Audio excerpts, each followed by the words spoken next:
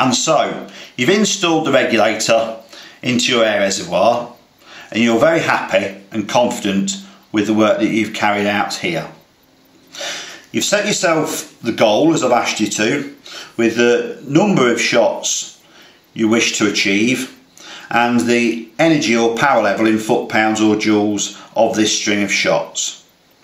And so you've filled the gun with air and done your first graph.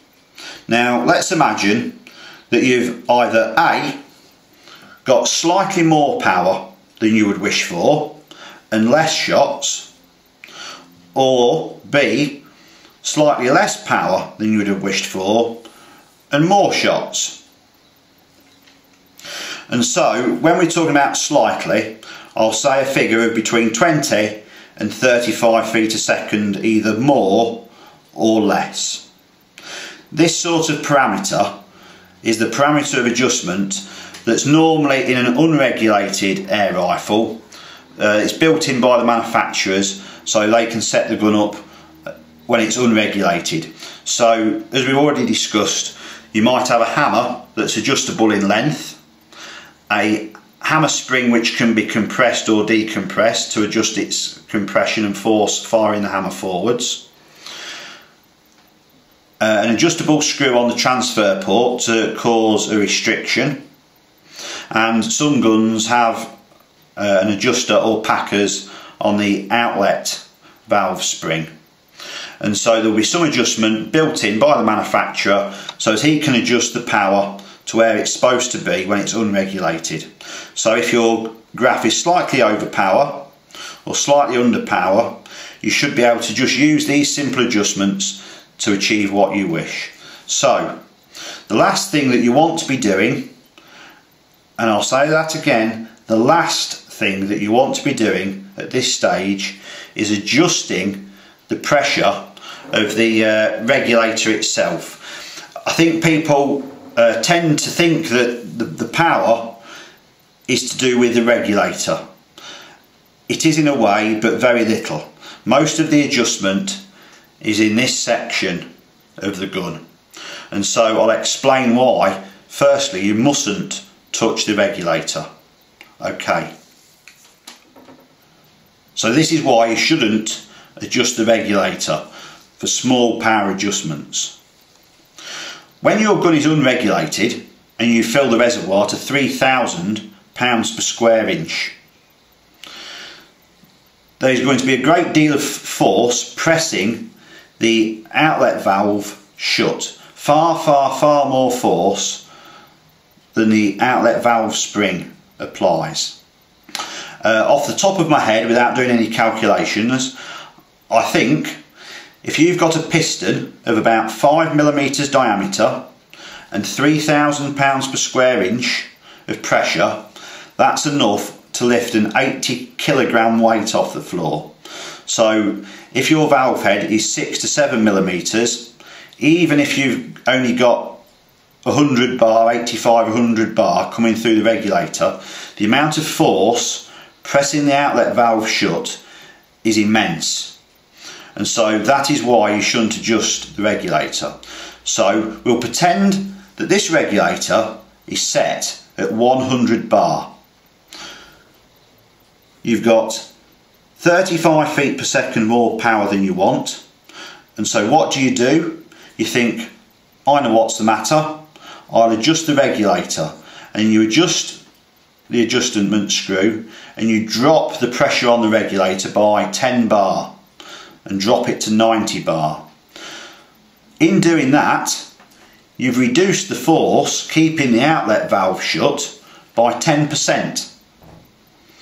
This means that the hammer hits the end of the outlet valve and finds it far easier to knock the valve open because there's a lot less force. And instead of you getting less power, which you would have hoped, you get exactly the opposite. All of a sudden you've got far more power than you wanted. And this confuses you because you've actually turned the pressure on the regulator down. So do not adjust the regulator. As I've already said, there should be enough adjustment in the outlet valve mechanism area with the hammer, the transfer port, to simply reduce the power down by 35 feet a second. Normally this would be to back off or loosen or slacken off the hammer spring, so reduce the compression on that by winding the screw out. That would be the first way. If you've got a gun where you can adjust the hammer length, you would make the hammer travel shorter, so you'd make the hammer slightly longer so it fires forwards only say 4mm instead of 6. Or you could wind in the transfer port adjustment screw, so you could wind that in, restrict the port, and that would drop the power of the gun down and give you the extra shots that you wished for. So use the adjustments of the hammer spring firstly, or the transfer port, or the hammer travel distance. Don't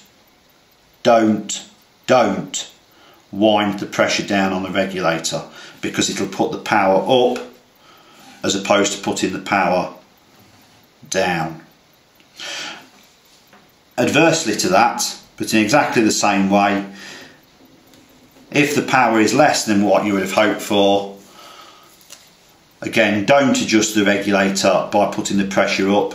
That puts more force onto the outlet valve, and the pressure and the output energy level will drop even lower than what you'd already got. So in that case, wind the hammer spring in, or make the hammer travel longer, or open up the screw on the adjustment on the transfer port a little bit. Try to avoid being tempted to adjust the regulator. Please use these adjustments if you've got between 0 and 35 feet per second higher or lower than you require. Use those adjustments first. Now, if you've got a gun that's fairly fixed and static, and there is one or two guns about that haven't got adjustable hammer spring compression or travel, then the best thing to use is just to find or make some simple packers that you can put inside the hammer to compress the spring, or something that you can slide over the spring guide just so as to compress the spring more, to give it more wallop to fire the hammer forward. So just standard household washers that you get from a hardware store, any old spacers that you might have laying around. Obviously if you've got a lathe and you can custom make one to exactly the right length once you've played about, that's, you know, the best way. But otherwise you can just use some standard household type washers, or rubber discs or plastic discs, just to pack out the hammer spring to give it a bit more punch, to put the power up